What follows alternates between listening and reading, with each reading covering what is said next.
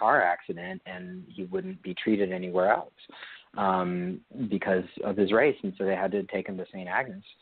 And unfortunately, he died like shortly after he got there. But, just the amount of work that goes into making that event happen, even though it's done spontaneously in front of you, it was a pretty significant amount of time and effort that went into that. But, I think also really good art, you don't see that, it looks effortless when it's created. So I think that back to your question, I think that, the more as arts organizations and even as artists we do to educate people on our process, I think that's really important because it's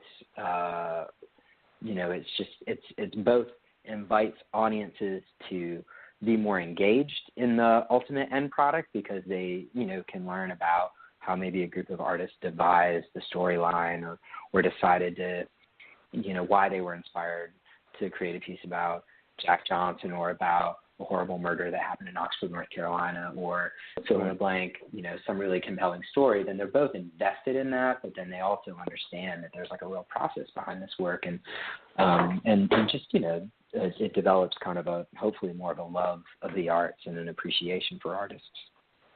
Yeah, because I sure didn't know that story about Jack Johnson either, because that sounds very similar to the Charles Drew story, the founder of the whole process with blood plasma, who was actually also sent to a hospital during the time of segregation and also did not get treated and passed away because of not being able to get the treatment of even something that he actually helped to create. So he was actually one of the founders and the creators of that and could not even get the treatment. And like I said, he was one of the founders of the whole treatment. So that was a sad story, and I did not realize the parallels between that and Jack Johnson. Do you oftentimes find interesting conversations between people trying to understand the differences or trying to lump them together between, say, community organizations and community art and professional art? Because, yes, they have some of the same issues sometimes, but there are also differences. So, like, even like if you're talking visual art, you got like a Tyndall gallery, which is a professional gallery, but then you also have some of the more community kind of galleries that are out there. And yes, they have some issues that are the same, but I imagine y'all probably have that same conversation in theater, where there are some theaters that might be, like I mentioned earlier, the more big production kind of venues, like a DPAC or something like that, and then the smaller communities like the Hayti or like Raleigh Little Theater. Yeah, I think there are interesting. Well, there's ways in which it's a very different animal, and then there's ways in which it's not. I think your savvy audience members, I guess, can tell the difference between, like, maybe they might pick up the difference based on, like, the price, I'm, going to this gallery for free, although, like you said, a lot of galleries are very professionally run, and I'm paying to go to this at a museum. Or with us, like, our ticket price is so much less than DPAC that I think that most people kind of just figure it out. And I think that's actually one of the things that's really lovely about community art is that, if we are in a situation where an actor is sick or has some kind of crazy thing happen and they can't go on and somebody has to cover the part, I think people can be very forgiving at a community arts organization because they understand that part of the goal is education and performers getting experience. And so I think that we get some more leeway in some places because people understand that it's a different animal. But there's other ways in which we directly compete. Like, we're trying to, as some of the professional theater companies in town, we're trying to license the same intellectual property. Like one of the plays we got the rights to this next year that we're really excited about is The Curious Incident of the Dog in the Nighttime. And do you know that? Do you know that piece? I don't know that piece. Tell me a little bit about that piece and explain it to me, because it sounds like an interesting title. Yeah, so it actually played at DPAC, I think, a year and a half ago, and there hasn't been a local production. And as a community theater, we got the right to do the first local production, which was like a little bit of a coup. It started, the first production was in London at the National Theater, and then it toured. Then it went to New York and stayed there for a while, and then toured all the way around the country. And what's interesting about it is that in some ways it's a real traditional kind of narrative. It's like a murder mystery.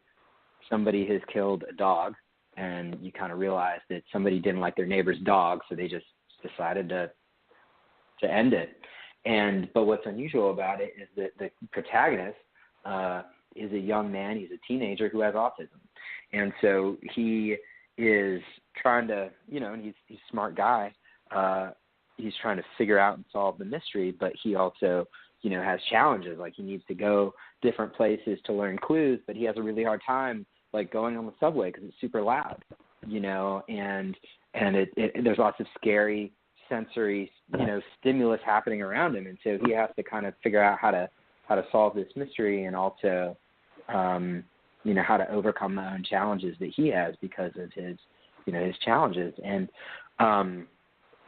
that's just a type of play that a professional theater probably would have liked to have done because it was really well received at DPAC, but we got the rights to do it, so now we get to do it. So, that's just like one of the examples in which we're kind of in direct competition. But, I mean, the cool thing about a community theater getting to do it is that we are, we probably serve a lot more people who have autism than most professional theaters do because we have different kind of ways to engage. Like, you can come and volunteer, and we have a number of volunteers who have autism, and we do sensory-friendly performances, and we have a large education program that offers a lot of kind of special opportunities for people who have disabilities. And so there's just way more points of engagement. So it's kind of, and I imagine, I think, sorry, go ahead. Sorry, I imagine that you're probably going to do the same thing that you've done with some of the other films. You mentioned Blood Don't Sign My Name and some of the other ones. So I imagine that since there is a community of people that are facing this disability in our area, that you're probably going to have some discussion kind of group, which the professional theaters probably also would not necessarily do or would find might have a harder time connecting to those groups. So I imagine there's like some autism societies here in North Carolina that even in the Triangle that you'll probably be able to engage with, so that there are actual discussions afterwards revolving around both the play but also some of the issues that people with autism face. Right, exactly. Yeah, and we're working closely with a group called Arts Access, which if you haven't had Betsy on, she would be a really great guest. She's the executive director, and they're an organization that works to make the arts in the Triangle accessible to people who have disabilities. And they actually help people all throughout the state. They do services like providing audio description, and they do capacity building for artists and arts organizations, like understanding how to serve people who have disabilities. And they do showcases of artists who have disabilities. They've got an upcoming event called Series of Fortunate Events that I'll do a quick shout out to. We've hosted it in the past, but we didn't fit our schedule this year, so we weren't able to host it this coming year. But they'll do like a musical, like a night with a bunch of musical acts, and they'll do another night of like films that, feature actors who have disabilities. And I think they're doing a theater night or a storytelling night as well. But so we're working closely with that organization, and it's not that a professional theater might do nothing, but we'll probably do more, and we're also just closer to a grassroots level organization. So the type of partnerships that we'll develop with community organizations are maybe a bit more robust. They're a bit more kind of, peer-to-peer rather than like a really large professional theater trying to partner with a really, modest size community grassroots organization. So I think we're able to kind of develop different kinds of ways, like you said, similar to maybe some of the other community partnerships than much larger organizations are able to do. Now, what were some of the important things that you learned yourself just in terms of arts administration and arts in general? Like I said, you've been doing it for a number of years. You first came into this area, like you said, when you were doing the internship, but now you've been the director there at Raleigh Little Theater for a while. So what are some of the important things that you have learned about arts in general and arts administration, some that might have surprised you, some that you were expecting, but what are some of the valuable lessons that you have learned? Oh, man.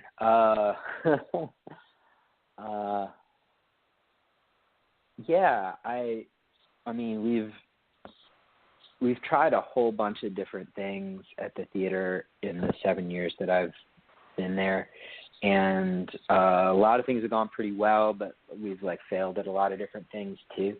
And so I think like some of the things I've realized are just that a lot of like community partnerships take a while to develop. It's like so we started doing sensory-friendly performances, which are performances. We've just so far done them in our family series, but we're now going to do one in our adult series as well around Curious Incident.